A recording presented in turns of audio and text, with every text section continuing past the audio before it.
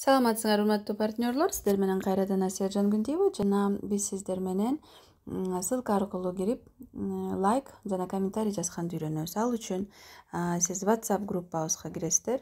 WhatsAppка кирген соң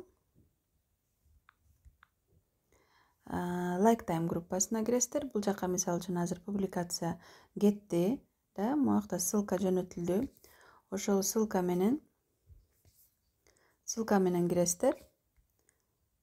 Бул азыр Instagram эмес TikTokко кирген.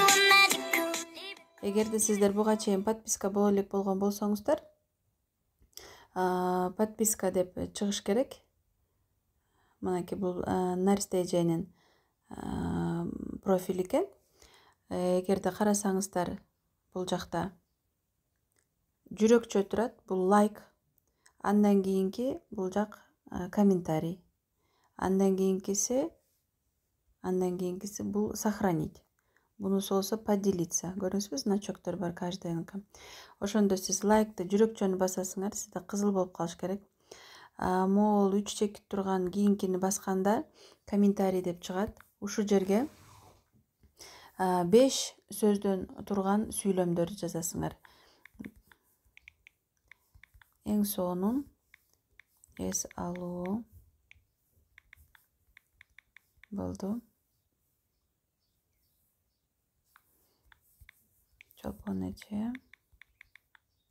Сиз публикацияга жараша комментарий деле жазасыздар. Ыраазычылык.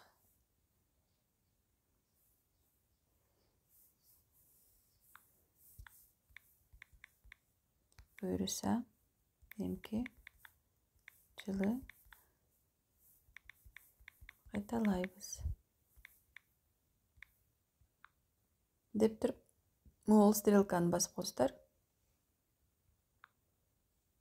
Могул жердеги